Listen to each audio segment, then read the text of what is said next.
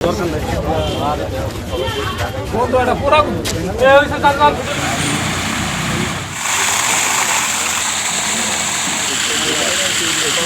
দিন যাবত ধুমা ওরে গতকালকে হয়েছে, আজকে এখান থেকে ধোঁয়া উঠতেছে। আসলে সত্যি বিষয়টা আসল যে রহস্য এটা এখন উদ্ঘাটন করতে পারতেছে না। এটা অলৌকিক একটা দৃশ্য দেখা যাইতেছে। কিছু জায়গা নিয়ে গরম হয়ে গেছে, তারপরে যে খুঁটি গরম হয়ে গেছে এটা শুনছি, নিউজে দেখছিলাম।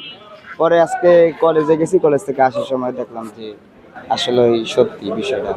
আমি প্রথম ভাবছিলাম যে এটা হয়তো অন্য কিছু বা বিদ্যুতের কোনো ঝামেলার জন্য খুঁটি গরম হয়েছে, কিন্তু এখন খুঁটিতে আগে আর্থিং করতে শুনছিলাম, এখন আর্থিং করে না। আর দেখলাম যে আসলে ধোঁয়া বের হইতেছে। 3 দিন যাবত উপর দিয়ে ধুমা ওড়ার পরে কালকে খনন করা হয়েছে। খনন করার পরে ধুমার পরিমাণ আরো বাড়তে থাকে। এটাই এলাকাবাসী দেখতেছে, আমরাও দেখতেছি। এটা গ্যাস না অন্য কিছু, কোনো এটা অলৌকিক একটা দৃশ্য দেখা যাইতেছে। কেউই কোনো নিশ্চিতভাবে বলতেছে না এটা কি, কিসের ধুমা বা কোথা থেকে আসতেছে। এটা অন্তর্কে ওই বিশেষজ্ঞরা ছাড়া এটা কিছুই বলা যাবে না। প্রথমত 5 তারিখ দিবাগত রাত্রবেলা এখানে আমরা আসছি। আসার পরে দেখি যে এখানে অনেক লোকের ভিড়। দাঁড়াইলাম, দাঁড়ানোর পরে অনেকে বলতেছে এখান দিয়ে অনেক তাপ। আমি নিজেও দাঁড়াইছি, স্যান্ডেল খুলে দাঁড়ায় দেখি অনেক তাপ, খালি পায়ে দাঁড়ানো যায় না। ফায়ার সার্ভিসের লোকজনও ছিল, তারা আসছে, কথা বলতেছে। এরপর ঊর্ধ্বতন কর্মকর্তার সাথে কথা বলে এরপরের দিন এটা খুঁড়ছে। ঘোরার পরে দেখে ধোঁয়া ওঠে, যেটা এখন গতকালকে হয়েছে, আজকেও এখান থেকে ধোঁয়া উঠতেছে। এটা নিয়ে আমাদের স্থানীয় সবার ভিতরে একটা আতঙ্ক বিরাজ করতেছে। আসলে এটা কি গ্যাস না অন্য কিছু? তো লোকজন আসতেছে, অনেক লোকজন সকাল থেকে রাত অবধি লোকজন ভিড় করতেছে, কিন্তু এখনো পর্যন্ত আসল যে রহস্য এটা এখন উদ্ঘাটন করতে পারতেছে না।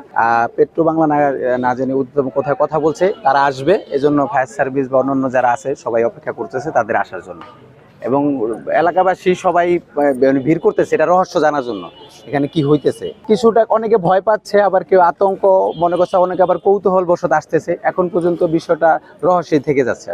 গোসাইঘাট থানা স্বাস্থ্য কমপ্লেক্সের কর্তৃপক্ষ টেলিফোনের মাধ্যমে আমাদেরকে জানায় যে এখানে গ্রাউন্ডে ধোঁয়া উঠতেছে এবং অনেক তাপ অনুভব করতেছে তারা। খবর পেয়ে আমরা সাথে সাথে একটা ইউনিট নিয়ে এখানে আসি। এসে আমরাও দেখতে পাইলাম যে এখানে ধোঁয়া উঠতেছে এবং তাপ, অনেক তাপ, পাকা রোড সহ অনেক তাপ, এবং তারা সরু গর্ত করতেছে, সরুভাবে নিচে গর্ত করতেছে, এবং গর্ত যত করতেছে তত তাপ আরও বেশি আমরা অনুভব করলাম। তারপর 2 জায়গায় গর্ত করলো, এবং এখানে এসিডেন্ট স্যার ছিল, অফিসার ছিল, থানা স্বাস্থ্য কমপ্লেক্সের কর্মকর্তা ছিল। তা আমরা ওনাদের পরামর্শে বললো যে একটু পানি দিয়ে দেখেন। এসিডেন্ট স্যার বললো যে একটু পানি দিয়ে দেখেন যে কী অবস্থা দেখা যায়। তো আমরা পানি দিলাম, পানি দিয়ে দেখি যে আসলে এখানে গ্যাস থাকলে যে একটা ভূত হইতো বা ওই ধরনের কোনো আমরা পাইলাম না। পরে এসিডেন্ট স্যারকে আমরা পরামর্শ দিলাম যে স্যার এখানে একটা ভেকু করলাম, ভেকু হইলে গভীরে আমরা যদি মাটি খনন করে উঠাইতে পারি তাহলে হয়তো আমরা জানতে পারবো যে নিচে কি আছে, ঘটনা আমরা পুরোপুরি জানতে পারবো। সেই জন্য আমাদের পরামর্শে এসিডেন্ট স্যার আবার ভেকুর ব্যবস্থা করছে। আজকে ভেকু আনা হয়েছে। এখানে বিভিন্ন দপ্তরের লোকজন আসবে, যেমন পেট্রো বাংলা বা আরও অন্যান্য ডিএসবি লোকজন আসবে, আসলে কাজ শুরু করবে। তারপর যখন পুরো খনন করা হবে আমরা বুঝতে পারবো আসলে ভিতরে নিচে কি ছিল। মানে এটা ডিসি স্যারের মাধ্যমে পেট্রো বাংলার টিম অলরেডি শরীয়তপুর চলে আসছে, আমি যতটুকু জানি আর কি।